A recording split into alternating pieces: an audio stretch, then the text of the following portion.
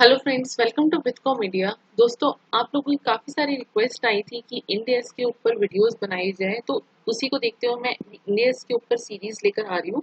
तो उसी का फर्स्ट लेक्चर आज है कि इंड एस क्या है, ये किन किन कंपनीज पे अप्लाई हुआ है और कैसे कैसे अप्लाई हो रहा है, और इंड एस आने की रिक्वायरमेंट क्या थी, क्यों ज़रूरत पड़ी, और इंड एस आने के बाद क्या एग्जिस्टिंग अकाउंटिंग स्टैंडर्ड्स खत्म हो चुके हैं। तो इन सभी क्वेश्चंस का आंसर आपको मिलेगा, तो वीडियो को एंड तक जरूर देखिएगा। लेटेस्ट अपडेट्स के लिए चैनल को सब्सक्राइब जरूर करें एंड बेल आइकन प्रेस करना ना भूलें। दोस्तों, फर्स्ट क्वेश्चन की इंड एस लाने की जरूरत क्यों पड़ी। फ्रेंड्स, आप सभी जानते हैं कि ग्लोबलाइजेशन का दौर है, तो ग्लोबलाइजेशन के चलते काफी सारी इंडियन कंपनीज जो है वो बाहर के स्टॉक एक्सचेंजेस पे लिस्टेड है और बाहर काम कर रही हैं, और उसी तरीके से काफी जो है मल्टीनेशनल कंपनीज इंडिया में काम कर रही हैं और यहाँ पर लिस्टेड हैं। बट डिफरेंट अकाउंटिंग फ्रेमवर्क होने की वजह से डिफरेंट डिफरेंट कंट्रीज में अकाउंटिंग ट्रीटमेंट जो है वो डिफरेंट होता है और उनकी प्रेजेंटेशन डिफरेंट होती है, कंसिस्टेंसी नहीं है, जिसकी वजह से यूजर्स को काफी ज्यादा कंफ्यूजन क्रिएट होती थी। तो इसी चीज को ध्यान में रखते हुए काफी सारी कंट्रीज ने ग्लोबली एक्सेप्टेड अकाउंटिंग स्टैंडर्ड्स की डिमांड रेज की कि similar set of accounting standards होने चाहिए। तो उसी उसी के मद्देनजर काफी सारी कंट्रीज ने या तो आईएफआरएस को एज इट इज अडॉप्ट कर लिया या फिर अपने नेशनल अकाउंटिंग स्टैंडर्ड्स को आईएफआरएस के साथ कन्वर्ज कर लिया, यानी कि हार्मोनाइज कर लिया इन प्रिंसिपल जो है उसके साथ, उसको अपने अकाउंटिंग स्टैंडर्ड्स के साथ अडॉप्ट कर लिया।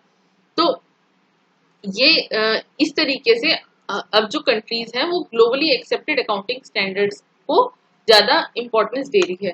तो इसी को ध्यान में रखते हुए 2014 में अरुण जेटली जी ने भी बजट स्पीच में कहा था कि इंडिया में भी अब अर्जेंसी है कि हमारे एग्जिस्टिंग अकाउंटिंग स्टैंडर्ड्स जो है वो आईएफआरएस के साथ कन्वर्ज हो जाए थ्रू अडॉप्शन ऑफ न्यू इंडेस।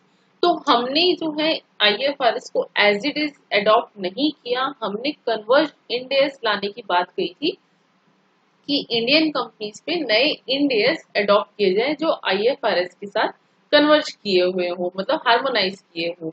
तो 2015-16 से तो वो वॉलेंटरी बेसिस पे इंडियन कंपनीज अप्लाई कर सकती थी, बट 2016-17 से उन्हें मैंडेटरी बेसिस पे अप्लाई करना था। और जिसको देखते हुए मिनिस्ट्री ऑफ कॉर्पोरेट अफेयर्स ने companies Indian accounting standard rule 2015 जो है वो लेकर आए, और जिसके अंदर जो है रोड मैप डिसाइड किया गया कि इंड एस कैसे कैसे इम्प्लीमेंट होंगे, किस किस फेजेस में किन किन कंपनीज पे अप्लाई होंगे। तो वो रोड मैप कुछ इस तरीके से है। वो कंपनीज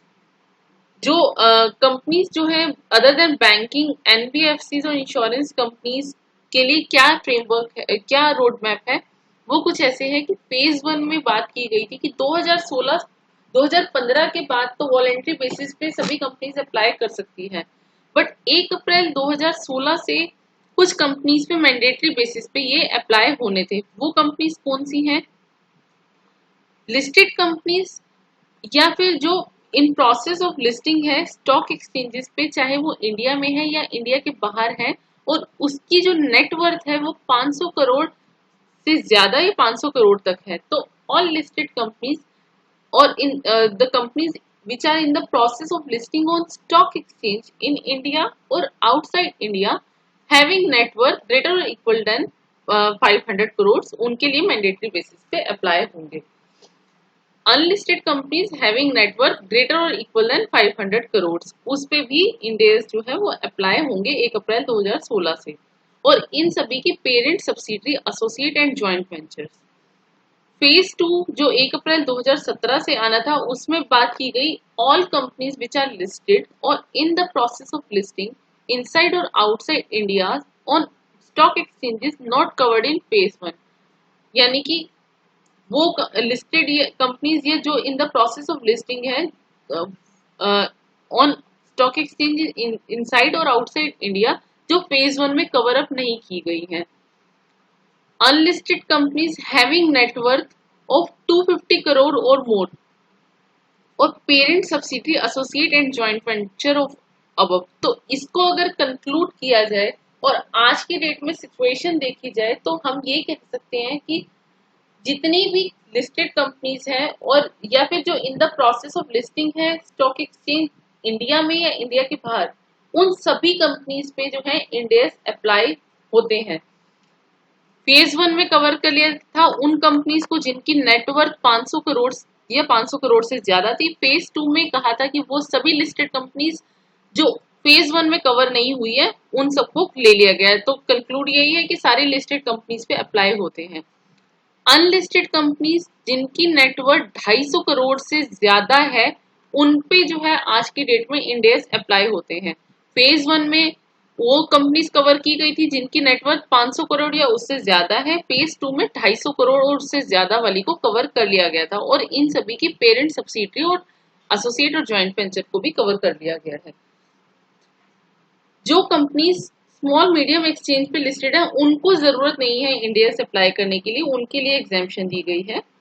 और अगर एक बार इंड एस अप्लाई करने स्टार्ट कर दिए तो सब्सिक्वेंट फाइनेंशियल ईयर्स में भी इंड एस को ही अप्लाई करना होगा। हम दोबारा जो है पुराने वाले अकाउंटिंग स्टैंडर्ड्स अप्लाई नहीं करेंगे।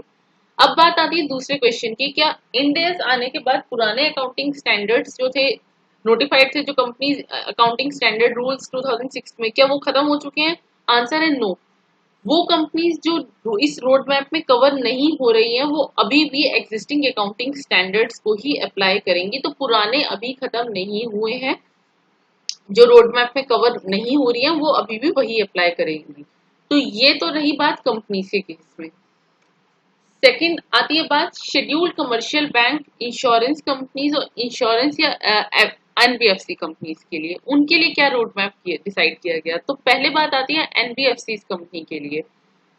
फेज वन में 1 अप्रैल 2018 से उन सभी एनबीएफसी चाहे वो लिस्टेड है या अनलिस्टेड है और उनकी नेटवर्थ 500 करोड़ या 500 करोड़ से ज्यादा है उनको कवर कर लिया था, उनको मैंडेटरी बेस पे अप्लाई करना है इंड एस को, और इसकी होल्डिंग सब्सिडरी, ज्वाइंट वेंचर और एसोसिएट कंपनीज को अप्लाई करना है। फेज टू में 1 अप्रैल 2019 के बाद वो सारी एनबीएफसी जिनकी इक्विटी और डेट सिक्योरिटीज या तो लिस्टेड है या in the process of listing है on any stock exchange in India और outside India having net worth less than 500 crore.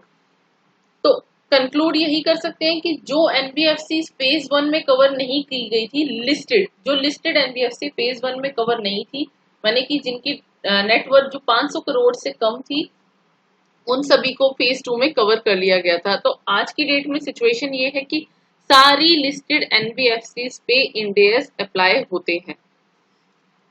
NBFC which are unlisted having net worth 250 crore और more but less than 500 crore, 500 crore से ज्यादा जिसकी नेटवर्थ थी उसको तो फेज वन में कवर कर लिया था वो अनलिस्टेड एनबीएफसी को, बट 250 करोड़ या उससे ज्यादा नेटवर्थ थी, 500 करोड़ तक की जिनकी नेटवर्थ थी, उनको फेज टू में कवर कर लिया गया। तो जैसा कंपनीज के केस में था कि अनलिस्टेड कंपनीज वहां पे भी 250 करोड़ और उससे ज्यादा वाली जो है उनपे इंड एस अप्लाई होते हैं, वही उसी तरीके से अनलिस्टेड एनबीएफसी जिनकी नेटवर्थ 250 करोड़ या उससे ज्यादा है उनपे इंड एस अप्लाई होते हैं। कंपनीज के केस में भी सभी लिस्टेड कंपनीज पे इंड एस अप्लाई होते हैं। आज की प्रेजेंट सिचुएशन की अगर बात करें, फेजेस डिसाइड कर रहे थे किन किन पे कैसे कैसे होंगे, उसी तरीके से एनबीएफसी के केस में भी सभी लिस्टेड एनबीएफसी पे इंड एस अप्लाई होंगे और इन सभी की holding subsidiary, joint ventures and associate companies पे भी होंगे। ये इंड एस जो है वो consolidated and individual financial statements पे अप्लाई होंगे। जिन एनबीएफसी की नेटवर्थ 250 करोड़ से कम है उनके ऊपर इंड एस अप्लाई नहीं होंगे। कंपनीज के केस में ये कहा था कि कंपनीज वॉलंटरली अडॉप्ट कर सकती हैं जो करना चाहे, बट एक बार ही अगर इंड एस अप्लाई करना स्टार्ट कर दिया तो इन सब्सिक्वेंट फाइनेंशियल ईयर्स में भी आपको इंड एस अप्लाई करना होगा। बट एनबीएफसी के केस में ऐसा नहीं है। एनबीएफसी के केस में यही है कि जिनके लिए रोड मैप में कहा हुआ है उन्हीं को ही सिर्फ करना है। Voluntary adoption is not allowed in the case of NBFC. ठीक है, तो ये एनबीएफसी की बात हुई। तीसरा आता है scheduled commercial bank excluding RRB, regional rural banks के लिए। इनके लिए भी इनिशियली रिक्वायरमेंट थी कि इनको भी 1 अप्रैल 2018 से इंड एस अप्लाई करना है, बट आरबीआई ने इसकी जो है डेफरमेंट कर दी थी 1 साल के लिए कि इनको फिर 1 अप्रैल 2019 से अप्लाई करने की रिक्वायरमेंट थी, बट इसको स्टिल डेफर कर दिया गया है। 22 मार्च 2019 को एक प्रेस रिलीज आई थी, आरबीआई ने कह दिया था कि जब तक फर्दर नोटिस नहीं आएगा इसको डेफर कर दिया गया है। तो अभी शेड्यूल कमर्शियल बैंक पे स्टेटस को है, अभी उसमें इंडेस अप्लाई नहीं होते। क्यों? क्योंकि आरबीआई ने उसको डेफर कर दिया है। इंश्योरेंस कंपनीज के लिए रिक्वायरमेंट है कि 1 अप्रैल 2021 से सभी इंश्योरेंस कंपनीज पे इंडेस अप्लाई होंगे और उन सभी की होल्डिंग सब्सिडरी, ज्वाइंट वेंचर और एसोसिएट कंपनीज पे भी इंडेस अप्लाई होंगे। ये जो है वो consolidated and individual financial statements पे अप्लाई होंगे। तो अगर मैं सभी को कंक्लूड कर दूं और समराइज करूं तो सिचुएशन आज की डेट में ऐसी है कि सारी कंपनीज लिस्टेड जो है इररिस्पेक्टिव ऑफ देयर नेटवर्क उन पे इंडेस अप्लाई होते हैं। जितनी भी लिस्टेड एनबीएफसीज हैं उन पे इंडेस अप्लाई होते हैं। अनलिस्टेड कंपनीज जिनकी नेटवर्थ 250 करोड़ से ज्यादा है उन पे इंडेस आज की डेट में अप्लाई होते हैं। अनलिस्टेड एनबीएफसी जिनकी नेटवर्थ 250 करोड़ से ज्यादा है उन पे इंडेस अप्लाई होते हैं। कंपनीज के केस में वॉलंटरी रिक्वायरमेंट है कि कंपनीज कर सकती है, बट एनबीएफसी के केस में ऐसा नहीं है। जिन एनबीएफसी के लिए रोड मैप में अभी नहीं कहा गया, माने कि 250 करोड़ से कम जिनकी नेटवर्थ है उनको इंडेस अभी अप्लाई नहीं करने हैं। एक बार ही अगर कंपनीज ने इंडेस अप्लाई करना स्टार्ट कर दिया तो सब्सिक्वेंट फाइनेंशियल ईयर्स में उनको इंडेस ही अप्लाई करने होंगे। जो कंपनी स्मॉल मीडियम एक्सचेंज पे लिस्टेड है उनके लिए रिक्वायरमेंट नहीं है, उनको एग्जेम्पशन दी गई है। और जो कंपनीज रोड मैप में कवर नहीं हो रही वो अभी भी एग्जिस्टिंग अकाउंटिंग स्टैंडर्ड्स, जो कंपनीज अकाउंटिंग स्टैंडर्ड रूल 2006 में नोटिफाइड है, वही अप्लाई करेंगी। तो पुराने अकाउंटिंग स्टैंडर्ड्स अभी भी खत्म नहीं हुए हैं। और इंडेस जो है वो होल्डिंग सब्सिडरी, ज्वाइंट वेंचर और एसोसिएट्स जिन पे भी मैंडेटरी रिक्वायरमेंट आ रही है उन सबकी होल्डिंग सब्सिडरी, ज्वाइंट वेंचर और एसोसिएट कंपनीज पे भी अप्लाई होंगे। कंसोलिडेटेड और स्टैंडअलोन फाइनेंशियल स्टेटमेंट्स पे ये अप्लाई होंगे। शेड्यूल कमर्शियल बैंक्स के ऊपर अभी जो है वो डेफर 1 अप्रैल 2018 से अप्लाई होने इम्प्लीमेंट होने थे, बट उसको आरबीआई ने डेफर कर दिया है। इंश्योरेंस कंपनीज पे 1 अप्रैल 2021 से इंडेस अप्लाई होंगे। तो ये रोड मैप है अभी हमारा। अब बात आती है कि इंडेस है क्या। Indies are the IFRS converged standards issued by the central government of India under the supervision and control of Accounting Standard Board of ICAI and in consultation with the National Financial Reporting Authority NFRA। तो Indies जो हमारे वो है IFRS converged standard। converged मतलब harmonized standards ही हैं जो central government issue करती है under the supervision and control of ASB of ICAI in consultation with NFRA। ASB क्या है? वो ICAI की कमिटी है जिसके अंदर गवर्नमेंट डिपार्टमेंट्स के, एकेडमिशियंस के काफी सारे रिप्रेजेंटेटिव्स हैं और अदर प्रोफेशनल बॉडीज जैसे ICSI, एसोचैम, CII, फिक्की के रिप्रेजेंटेटिव्स हैं। NFRA जो है वो रिकमेंड करती है इन स्टैंडर्ड्स को मिनिस्ट्री ऑफ कॉर्पोरेट अफेयर्स को, और मिनिस्ट्री ऑफ कॉर्पोरेट अफेयर्स जो है वो देन नोटिफाई करती है और बताती है कि किन किन कंपनीज पे ये स्टैंडर्ड्स जो है वो एप्लीकेबल होंगे। तो ये जो है प्रोसेस है कि इंडेस जो है वो कैसे अप्लाई होते हैं। हमारे यहाँ पे जो इंडेस का नेम और नंबर है वो बिल्कुल वैसा है जो IFRS का है। मतलब अगर आप यहाँ देखोगे इंडेस 7 अगर एक अकाउंटिंग स्टैंडर्ड का नंबर है तो कॉरेस्पॉन्डिंगली IFRS का भी वही नंबर होगा। तो हमने कन्वर्ज करने की कोशिश पूरी तरीके से की है कि IFRS जो है वो इन प्रिंसिपल, जो इंडेस है हमारे वो इन प्रिंसिपल IFRS के साथ बिल्कुल मैच करते हुए चले। बट एक वर्ड आप सुनते होंगे या आपने सुना होगा या आप देखेंगे, कार्व आउट्स एंड कार्व इन्स इन इंडेस। ये क्या है? सिंस ऐसा है कि अपने इकोनॉमिक एनवायरनमेंट और अपने एग्जिस्टिंग लॉज को ध्यान में रखते हुए हमने जो है कन्वर्ज करने का फैसला किया था, हमने एज इट इज अडॉप्ट करने का फैसला नहीं किया गया था। बट पूरे एफर्ट्स किए गए थे कि इन स्टैंडर्ड्स को जो है वो करस्पॉन्डिंग इंटरनेशनल अकाउंटिंग स्टैंडर्ड्स और IFRS के साथ इन लाइन रखा जा सके। और डिपार्चर तभी हो कि जब बिल्कुल जरूरी है, जो हम लोग जो है अवॉइड नहीं कर सकते, तभी उसमें जो है वो डिफरेंसेस मतलब लाए जाए। चाहे वो टर्मिनोलॉजी को ले लिया जाए, चाहे हमारे जो है लॉस के अकॉर्डिंगली ले लिया जाए, तो तभी हमने डिपार्चर लाना जरूरी समझा था। इसीलिए जो नंबरिंग और नेम है वो बिल्कुल सेम टू सेम IFRS की तरह रखे गए हैं। तो अगर मान लो IFRS 7 के बाद अगर IFRS 9 है, 8 बीच में नहीं है, तो हमारे यहाँ इंडेस भी ऐसा ही है कि इंडेस भी 7 के बाद 9 होगा, 8 हमने अपनी सीरीज नहीं बनाई है। तो ताकि कल को अगर इसके बीच में कोई IFRS आता है या इंटरनेशनल अकाउंटिंग स्टैंडर्ड आता है, तो हम वैसे ही उसको एज इट इज अडॉप्ट कर लेंगे या कन्वर्ज कर लेंगे। तो जो डिफरेंसेस आती हैं उन deviations due to accounting principles and practices stating in IFRS are known as carve outs. मतलब जो डिफरेंसेस आ रहे हैं कि जो IFRS में लिखे गए हैं बट हमने उससे जो है वो डिपार्चर किया, उससे हमने डेविएशन किया है, उसको बोलते हैं कार्व आउट।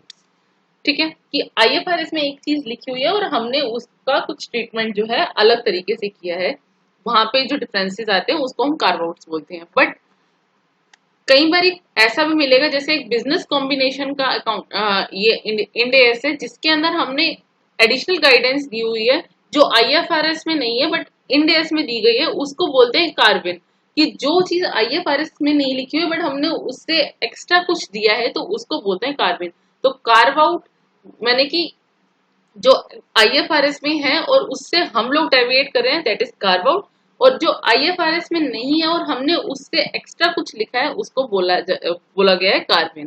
तो ये बात हुई बिल्कुल बेसिक की अकाउंट इंड एस क्या है, क्यों लाने की जरूरत पड़ी, कैसे कैसे ये लाया जा रहा है और क्या प्रोसेस है, कार्व आउट्स एंड कार्बिन क्या होते हैं अगर कुछ डेविएशंस होते हैं।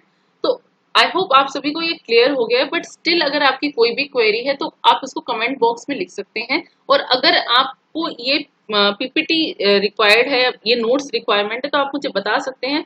मैं उसका लिंक आइदर शेयर कर दूंगी या टेलीग्राम के थ्रू आपको उसका लिंक जो है वो शेयर कर दूंगी। So thank you so much, thanks for watching my video, thank you so much.